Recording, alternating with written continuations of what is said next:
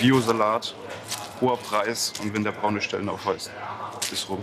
Kaufmann Vincent Panocha sortiert morgens um 6 alles aus, was nicht den Qualitätsansprüchen genügt. Gleich kommen die Lebensmittelretter von Kostbar aus dem unterfränkischen Veitshöchheim. Sie nehmen zweimal pro Woche mangelhafte Ware mit, in Ergänzung zur Tafel. Oft ist es halt so, dass bis der Tag erreicht ist, an dem die Tafel kommt, die Ware dann schon so weit verdorben ist, dass man sie eben nicht mehr mitgeben kann. Auch da haben wir Vorschriften. Molkereiprodukte müssen 2 Tage vor dem Mindesthaltbarkeitsdatum aus dem Sortiment, Trockenprodukte einen Monat vor Ablauf.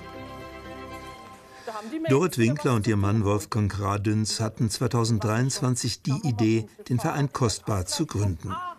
Herr Panocha, super, Mensch, das ist ja wieder so tolles Zeug. Also, Sie sind einfach einmalig.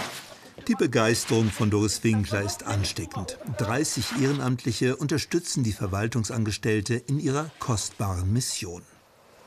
Das sind wir denen, finde ich, auch schuldig. Unserer Welt, unserer Umwelt und auch der Generation, die das alles aufgebaut haben. Dass man einfach keine Lebensmittel wegschmeißt. Das geht nicht. Wir haben mit der Doris und dem Wolfgang ein super Team, die uns auch immer beraten, was wir mit den Lebensmitteln machen können. Ja, es muss nicht alles in die Mülltonne rein, sondern es kann wirklich verwendet werden. So gesund habe ich noch nie gelebt. Und was ich jeden Tag Suppe essen muss.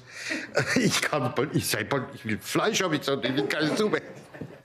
Die Ausbeute von 3 Supermärkten war ergiebig. Jetzt geht es ans Sortieren und Ausputzen von allem, was faul oder matschig ist. Gerne würden die Lebensmittelretter noch mehr Ware annehmen. Doch der Raum in Veitshöchheim platzt aus allen Nähten. Tatkräftige Unterstützung kommt auch von der Mutter von Doris. Anna Winkler hat den Zweiten Weltkrieg erlebt und früh gelernt, nichts wegzuwerfen. Die 84-Jährige hat schon immer gerne eingekocht. Das Projekt Kostbar, eine willkommene Abwechslung. Es ist so wunderbar, wir unterhalten uns und machen unsere Arbeit dabei. Und da werden die Neuigkeiten auch erzählt vom Ort und ist doch schön. Jedes Lebensmittel bekommt eine zweite Chance. Mal schauen, ob sich die Kresse erholt. Dienstags und donnerstags werden Produkte eingesammelt, sortiert und zwischen 17 und 18 Uhr an die gut 300 Mitglieder von Kostbar verteilt. Mir war wichtig bei der Vereinsgründung oder auch mein Mann, dass wir keine Unterschiede machen. Also ich wollte, dass die alleinerziehende Mutter sowie die Rentnerin, die kein Geld hat, aber auch, nachdem wir ja ein Verein für die Nachhaltigkeit sind, alle da sind, aber halt alle in der Schlange stehen gleich. Und jeder zahlt seinen 1 € Mitgliedsbeitrag oder mehr, wie er das möchte. 1 € pro Monat.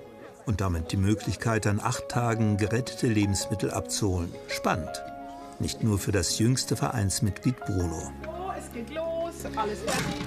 Keiner weiß, was an diesem Tag in den Tüten und Körben landen wird. Die Helferinnen und Helfer haben mit selbstgebauten Regalen einen kleinen Tante-Emma-Laden eingerichtet.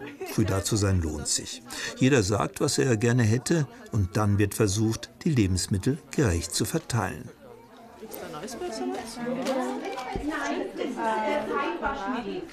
Ja, wir sind zu 4, teilweise ist noch mein Freund dabei, dann sind wir 5 und halt von den Kosten ist es eben auch wenig, weil ich ja auch eigentlich allein bin finanziell mit den Kids. Also ich bekomme jetzt meinen BAföG 630 € im Monat, daneben habe ich noch einen Minijob, aber man schaut natürlich schon, dass man irgendwo auch sparen kann und deswegen ist das schon sehr, sehr willkommen eigentlich, dass ich da zweimal die Woche vorbeigehen kann und ja, ich würde schon sagen, dass man es im Geldbeutel auf jeden Fall spürt. Jeder bringt seine eigene Geschichte mit, so wie die Juristin Gudrun Bernreuter-Wegener.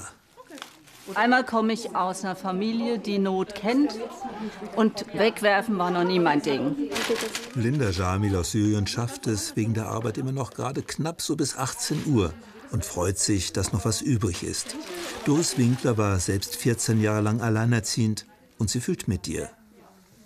Alles gut, ne? Ja, danke. Sie ist alleine hier. Sie hat keine Mama, kein Papa. Ja. Und das ist schlimm für mich. Lebensmittel retten verbindet und macht glücklich.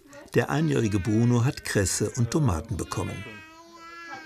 Und sollte doch mal was übrig bleiben, dann geht's ans Eingemachte, landet im Glas. Bei den Hühnern oder bei den Pferden am Ort. Paulistine freut sich über die braunen Bananen. Schau mal, happy. Hm? Lecker. Siehst du, und jetzt haben die Bananen, die niemand wollte, nicht jetzt dein Pferd. Ja.